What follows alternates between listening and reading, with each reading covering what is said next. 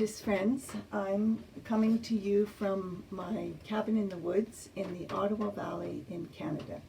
And today we're going to make this fun little pocket accordion book just in time for summer solstice with Angie at the Raspberry Thief with her season sketchers and the Celtic calendar. So you can see I've decorated the front, but you don't have to do that. And there's little pockets in each spot in here, and you can decorate it however you want. I haven't done too much yet because I'm going to leave it for the actual event, and I will fill up the pockets with little treasures from the bush, and I'll do some more drawing. I'm using heavy watercolor paper, and I'm using a piece that's 7 inches tall by 20 inches long. And I would say it's about at least 140-pound paper.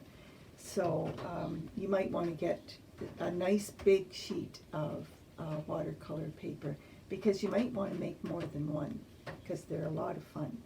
So welcome to my video. It's the first time I've done a video for an artist group, and I'm really thrilled to be part of it. And thank you, Angie, for inviting me to do this. And I hope you have fun with it. Thanks very much.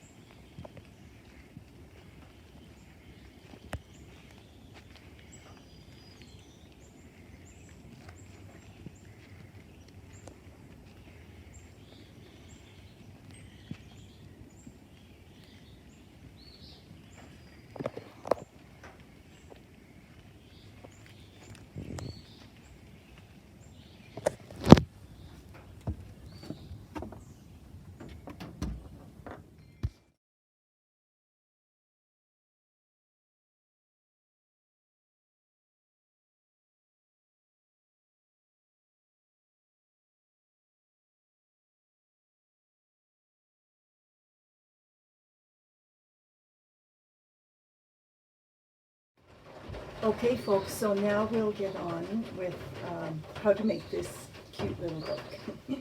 And you'll hear raindrops on my roof. I have a tin roof, and so it's raining here today in the Ottawa Valley.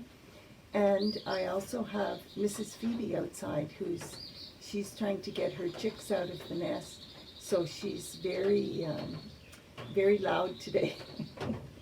Okay, so again, we have a piece of paper, 7 inches by 20 inches. Watercolor paper, heavy watercolor paper, about 140 pounds. But you can use whatever you want if you have something less on hand. But you'll need a nice big sheet so that you can cut this out. Okay, and then, so go up here 2 inches, and I measured all the way along. And then I score it either with my fancy little scoring tool or with your bone folder, whatever works. And then fold it up and score along the edge like that. And then take your piece of paper like this, fold it in half again this way with the little pockets up, and then press down with your bone folder right there, and then position it so it's like this, and fold this back to the center. Use your bone folder again, press hard, and then flip it over, and you'll see the other side. So it's looking like this now. Flip it over like this, and fold the other side. Press it with your fingers, and then extra presses with your bone folder. And then you're going to have an item that looks like this. And so what I do here, I'm going to make X's here. You can see those right there. And I'll put some I'll put some pictures close up of that too in my video, so you can see it a little bit better. So I use an awl and I punch through. So it's 2, 4, 6, 8. 8 holes down here. So 4 rows of 2 down here. So you can make your X's. And then I just wing it as far as the X's go, however you can make that work. And then I take a punch, excuse me, I have a small hole punch here, and what I do is take my pencil and I put 2 marks there, then 1 in the center, and I just wing it, and then 1 in the center of that, and 1 in the center of between those other holes, and then I do the same thing in each square all the way along, and again down here. And you just want to make sure that you have an uneven number of holes there.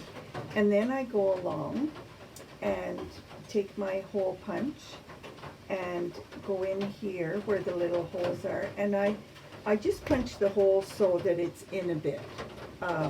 You can see on here it's probably in about 3/8 of an inch, or you can do 1/2 an inch. It doesn't matter, you can do whatever you want. So I make all those, punch all those holes, and then I choose a few colors. I chose 4 colors of sunny colors, and so I took 2 at a time, and I threaded 2 rows of embroidery thread. I threaded it through one way, and then you'll see that there's blanks. So I took another 2 colors and threaded it through the other way, and leave tails at the end. I left a tail of about 6 inches long, and then at the end you're going to have 2 strands of embroidery thread out here and 2 strands out here, and I just tie them together and trim them off at the length that I like.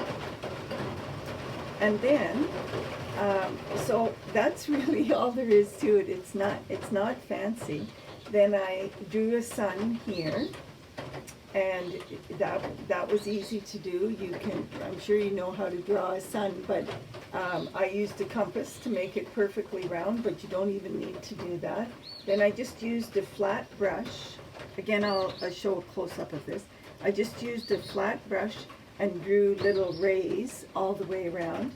And then in between the rays, I took a darker color of yellow and dipped it in with my flat-ended brush and just used the very edge of the brush to make the in-between line. So it makes it look kind of cool.